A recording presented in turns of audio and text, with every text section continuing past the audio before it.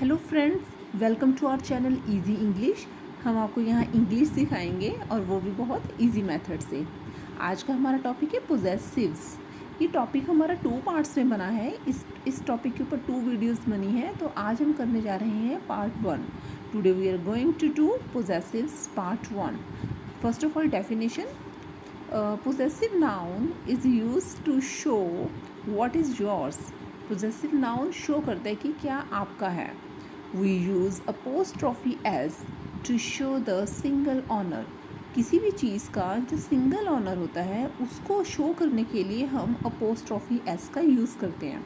देखिए, जो हम वर्ड्स के ऊपर एक छोटा सा कोमा लगा के और फिर एक गैप के साथ उसके पास एस लगाते हैं, इसे अपोस्ट्रॉफी एस बोलते हैं। ये कुछ इस तरह से होता है, अपोस्ट्रॉफी एस यानी कि ऊपर की तरफ एक कोमा लगाया जाता है। वैसे कोमा उसे बोलते हैं जो नीचे की तरफ लगाया जाता है, वर्ड के साइड पे लगता है। तो अपोस्ट्रोफी एस हमें इंडिकेट करता है कि कौन सी चीज़ किसकी है। यहाँ पे मैं आपको एग्जांपल और एक्सरसाइज दे रही हूँ जिससे आपको ये टॉपिक बहुत अच्छे से क्लियर हो जाएगा। First of all, the bag of mini. आप इस सेंटेंस को मिनीज बैग भी लिख सकते हैं। ये दोनों ही जो मेथड है ये करेक्ट है, इसमें से कुछ भी गलत नहीं है। अब यहाँ पर जो मिनी है वो इस बैग की सिंगल ऑनर है। The bag of mini, minis bag. अब हम इसकी एक्सरसाइज करेंगे। एक्सरसाइज से ये आपको टॉपिक और भी ज़्यादा क्लियर हो जाएगा। द डॉल ऑफ प्रिया। अब देखिए, यहाँ पे ये जो डॉल है वो प्रिया की है। प्रिया हमारा मेन सब्जेक्ट है। तो अब हम इसको यहाँ पे लिखेंगे प्रियाज डॉल। सबसे पहले हमने प्रिया लिखा, उसके ऊपर हमने छोटा सा यहाँ पे अपोस्ट्रॉफी लगाया, साथ में एस लिखा और ये हमने डॉल लगा दिया। The pen of Rahul, Rahul's pen, Rahul apostrophe S and then pen. The toy of Ram, the toy of Ram, Ram apostrophe s, Ram's toy, Ram's toy। The pencil of महक, महक की पेंसिल के बारे में बात कर रहे हैं। तो हम यहाँ पे लिखेंगे महक apostrophe s and then pencil, Mahak's pencil. इसी तरह से बाकी सेंटेंसेस भी हम बनाते जाएंगे। जिस चीज़ के बारे में हम बात कर रहे हैं, जो हमारा सब्जेक्ट है, सबसे पहले हम सब्जेक्ट को लिखेंगे, उसके अपोस्ट्रॉफी एस लगाएंगे और साथ में जो भी उनके बारे में कोई चीज़ बताना चाह रहे हैं, जो उनके पास है, जिसकी वो पॉजेसिव रखते हैं, उस चीज़ के बारे में वो लिख देंगे। The egg of hen, hen's egg.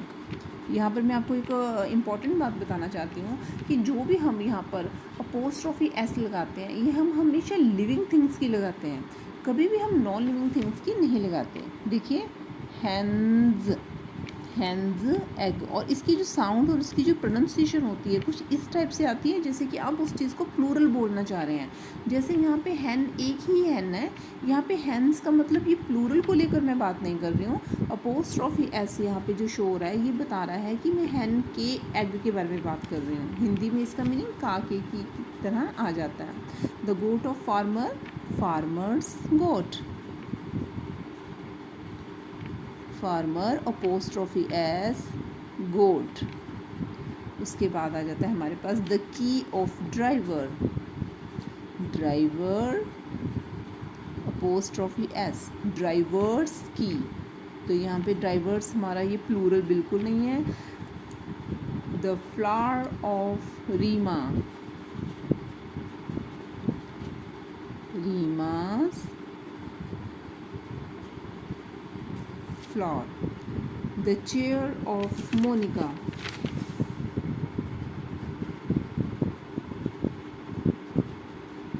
Monica's chair। तो इस तरह से ये हमने इसके एग्जाम्पल किए हैं।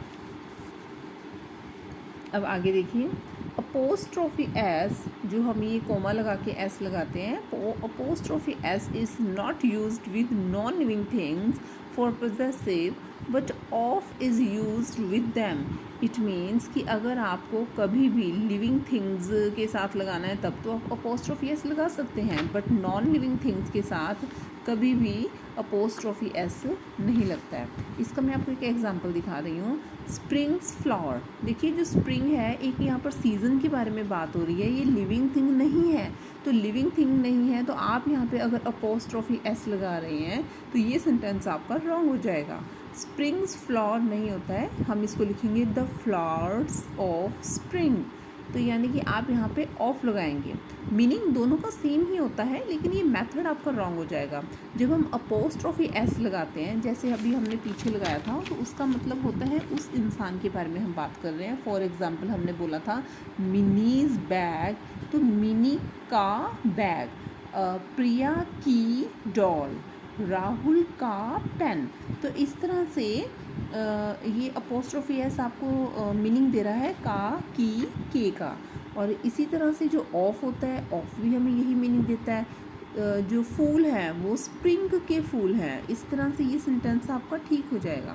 अब आगे इस तरह के हम एग्जांपल कर रहे हैं, पुट, टिक और क्रॉस। देखिए द हाउस रूफ।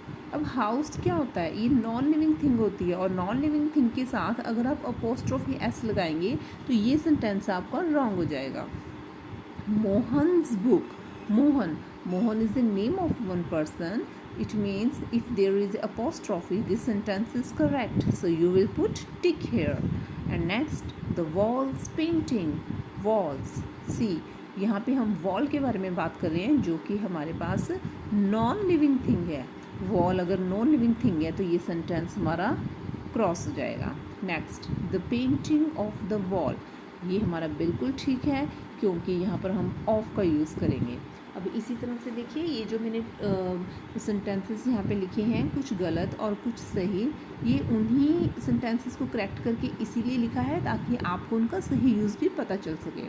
आगे देखते हैं, द बिल्डिंग्स डेकोरेशन। आप यहाँ पे किसी बिल्डिंग की अगर डेकोरेशन के बारे में बात कर रहे हैं तो ये सेंटेंस आपका रॉन्ग हो जाएगा, क्योंकि बिल्डिंग आपकी नॉन लिविंग थिंग है।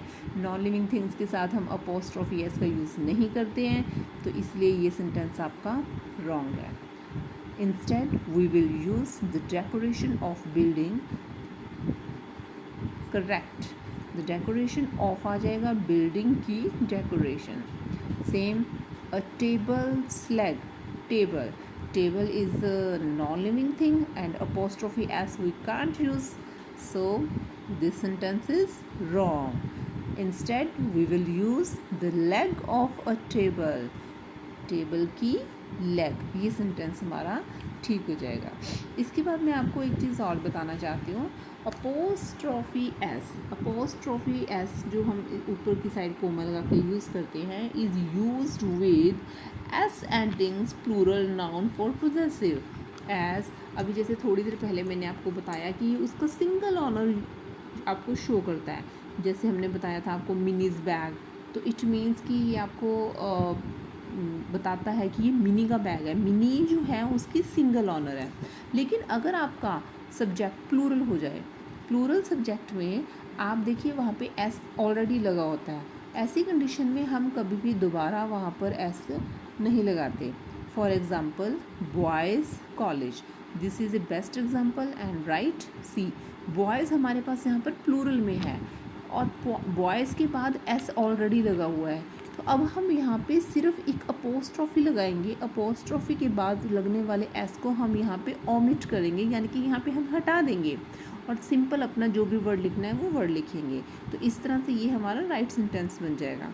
अगर आप वहाँ पे एस दोबारा लगाते हैं तो ये आपका सेंटेंस रॉन्ग हो जाएगा, क्योंकि आपको इसमें सिंगल ऑनर ही दिखाना है। अगर प्लूरल दिखा रहे हैं तो वहाँ पे डबल एस वहाँ पे नहीं आएगा। देखिए गर्ल्स, गर्ल्स यहाँ पर प्लूरल हैं, बहुत सारी गर्ल्स हैं, मैनी गर्ल्स हैं। अगर यहाँ पे आप अपोस्ट्रोफी के साथ एस लगा रहे हैं, गर्ल्स हॉस्टल, तो ये आपका सेंटेंस रॉन्ग है। Instead we will just write girls apostrophe hostel. अभी तक जहाँ पर हम अपोस्ट्रोफी के बाद एस लगा रहे थे वो एस आपका प्लूरल वर्ड्स में जहाँ पर ऑलरेडी आपका एस लगा हुआ है वहाँ पर वो वर्ड नहीं आएगा। तो ये सेंटेंस आपका बिल्कुल ठीक है। डॉक्टर्स स्ट्राइक, ये सेंटेंस आपका बिल्कुल ठीक है क्योंकि एस ऑलरेडी आपके अपोस्ट्रॉफी से पहले आ चुका है। This is A correct sentence.